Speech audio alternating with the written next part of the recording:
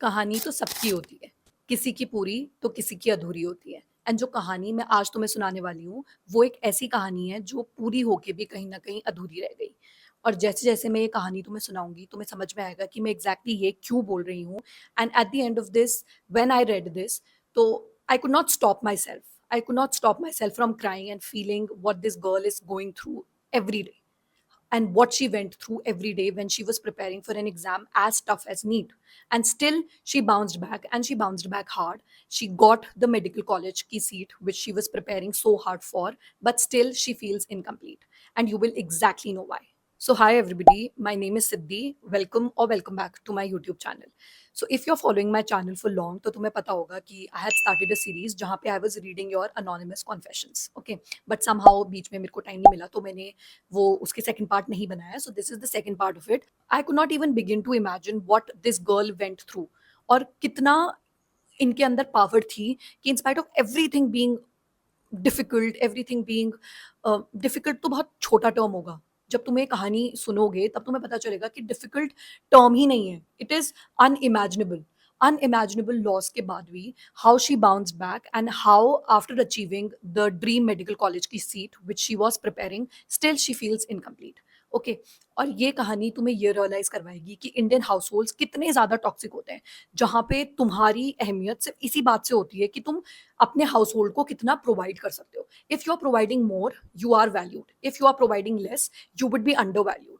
And woman के लिए ये हाउस होल्ड की पेट्रियार्की और ज्यादा स्ट्रांग होती है, क्योंकि उससे ये एक्सपेक्ट किया जाता है कि वो एक अच्छी बहू, एक अच्छी मम्मी, एक अच्छी पत्नी यही बन के अपनी जिंदगी बिताए. उनकी पर्सनल स्पेस की उनको क्या चाहिए, इसकी कोई भी परवाह नहीं करता. And this is the sad reality of Indian household. And this story has exactly that element also. So जिसकी ये स्टोरी है, she wants to remain anonymous, तो I will call her X. So जो X की mother हैं, उनकी शादी approximately 20 years ago हुई थी एक जॉइंट फैमिली वाले हाउस होल्ड में. ठीक है. एंड अगर तुम कभी जॉइंट फैमिली में रहे हो तो तुम्हें पता होगा कि जहाँ पे father in law, mother in law and husband तुम्हारा होता है, तो तुम्हारी रिस्पॉन्सिबिलिटी ये होती है कि you have to be the provider. तुम्हें इनकी सेवा तो करनी ही है, तुम्हें एक अच्छी बहू बन के रहना है, तुम्हें एक अच्छी पत्नी बन के रहना है, एंड बाद में जब तुम्हारे बच्चे हो जाएं तो तुम्हें एक अच्छी मदर बन के भी रहना है. और इसके साथ साथ तुम्हें घर के काम भी करने हैं. ठीक है. तुम्हें झाड़ू पोछा एंड बर्तन मलना, और साथ ही साथ खाना बनाना, फिर सबकी अकॉर्डिंग ही तुम्हें खाने की प्रेफरेंसेस भी बताई जाती हैं. तुम्हें पता होगा, लाइक अगर नहीं भी पता है तो तुम्हें अपनी मदर को देख लो जाके, एंड तुम लोग समझ जाओगे कि क्या उनकी कंडीशन होती है एक जॉइंट हाउस होल्ड वाली सेटिंग में. या फिर जॉइंट हाउस होल्ड तो क्या, अगर मान लो सिर्फ हस्बैंड एंड बच्चे भी हैं, उस समय भी एक वुमन से ही एक्सपेक्ट किया जाता है कि वो सबकी देखभाल करे और सबके नीड्स के अकॉर्डिंग सिर्फ और सिर्फ प्रोवाइड करते रहे. तो जो हमारी एक्स की मदर है, वो भी ये सब कुछ कर रही हैं for the last 20 years, and never has she taken a leave. जैसे कि जब हम कभी काम कर रहे हैं या फिर हम कभी किसी कॉलेज में पढ़ रहे हैं, तो अगर हम अच्छा फील नहीं करते हैं तो हम लोग छुट्टी ले लेते हैं, हम नहीं जाते. बट एक्स की मदर तो ये भी नहीं कर सकती हैं. She has to do things. चाहे वो बीमार हो, चाहे वो बीमार ना हो, चाहे वो अच्छा फील कर रही हो, चाहे वो नहीं फील कर रही हो, चाहे वो टायर्ड हो, चाहे वो एग्जॉस्टेड हो, उनको ये काम करने हैं, because that's what the society aspects out of a woman. And वो ये काम लगातार कर रही है. She has never been on a vacation. She has never been taken out. She has never gone out shopping. She has never watched a movie in the movie theater. उनकी life सिर्फ और सिर्फ दूसरों के लिए है. और जब एक इंसान ना इतना सब कुछ हैंडल कर रहा होता है, तो कहीं ना कहीं उससे गलतियां हो ही जाती हैं, या फिर कई बार वो सब कुछ नहीं कर पाता है विद द सेम इंटेंसिटी जो वो पहले कर रहा है. Some days are hard, right. Some days a person feels exhausted. And कभी जब वो काम नहीं कर पाती थी, तो उनको फिर स्कोल्डिंग मिलती थी अपनी मदर इन लॉ से, यानी जो हमारी एक्स की ग्रैंड मदर है उनसे.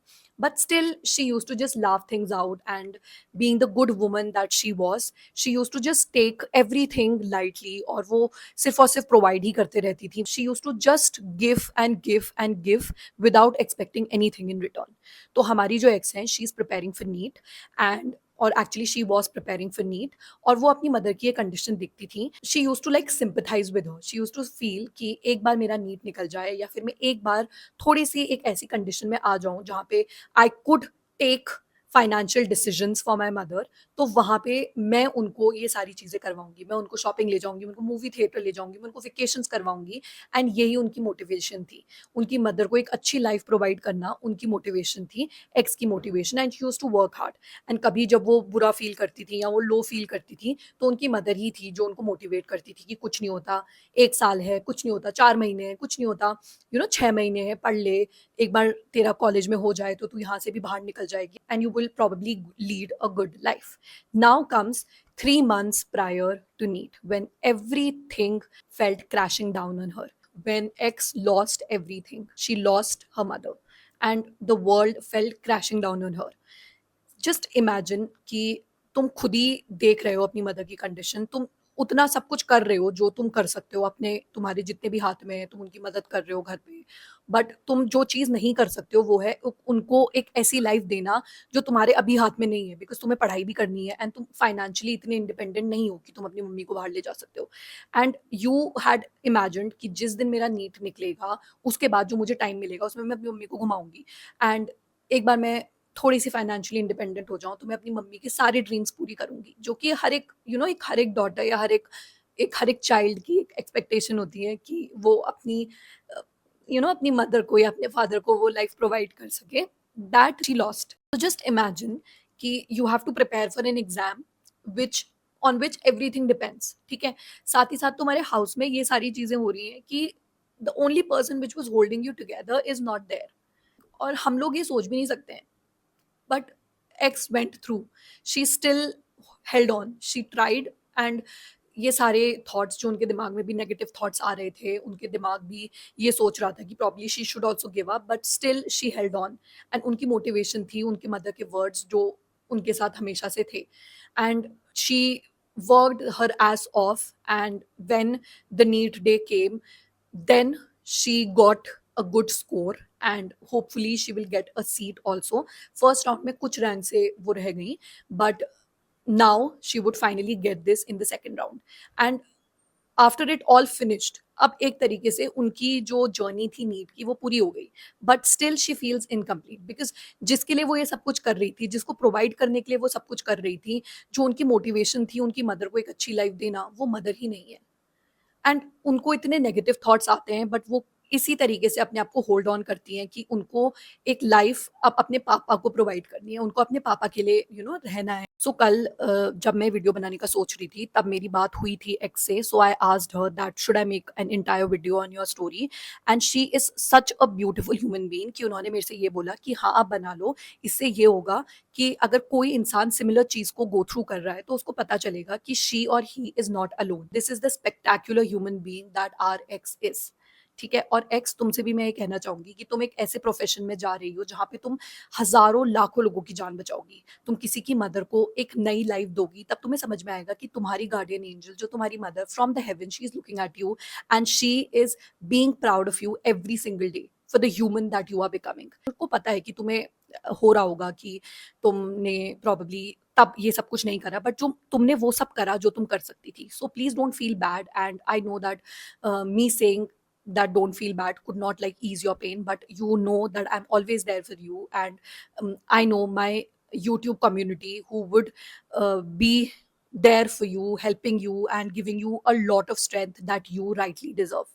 Okay, and to the people who are watching this video, हम बहुत सारे समय अपने क्लोज वंस को, चाहे वो हमारे मदर हो, चाहे फादर हो, चाहे सिबलिंग्स हो, किसी भी क्लोज वंस को या हमारे लव्ड वंस को ग्रांटेड लेते हैं। हम ये सोचते हैं कि ये इंसान हमेशा हमारे पास रहेगा, बट ऐसा होता नहीं है। Life works in unexpected veg.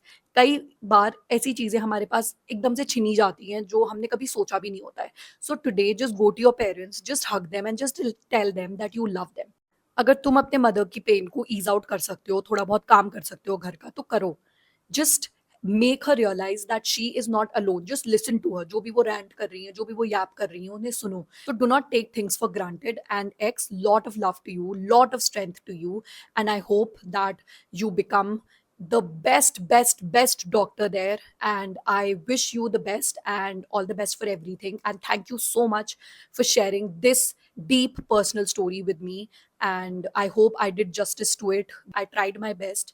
I hope that I did justice to it. So thank you so much, and I love you so much, everybody. Please take care of yourself and your near and dear ones. Please be happy and please keep smiling, because this life is crucial, this life is important, and this life is not supposed to be given up to the negative emotions or the negative thoughts that you are undergoing. Thank you so much. Have a great day. Bye bye.